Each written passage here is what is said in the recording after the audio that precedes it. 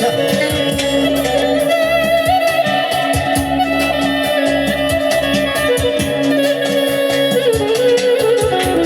Lazım değil mənə nə şan nə şeylər, əvəzsiz varlığım Allah malamdır.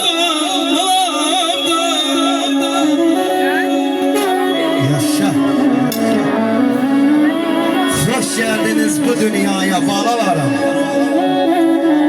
Can. Sevinçlerim, şadlıklarım, belalarım.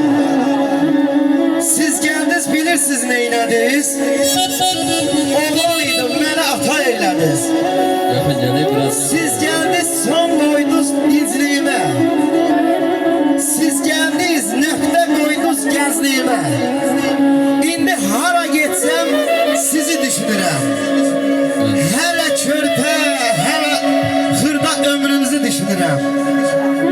Hara getsem sizin için dən yığıram. Ne yıxsam her ikisine tən yığıram. Deyirəm bu sonanın, bu tərlanın. Yazıq canım, demirəm bu da mənim. Anam deyir, ay bana heç özünə baxmırsan. Sənə özüm baxasıyam, paltar alasıyam. Yazıq anam neynəsin? Mən anamın balasıyam. Onlar da mənim balamdır. Onlar da mənim balamdır. Allah sizləri var eləsin. Sağ ol qardaş, varım. Ozan buradaca toy yaxşı toyalım. Yaşa. Sağ ol, sana varım.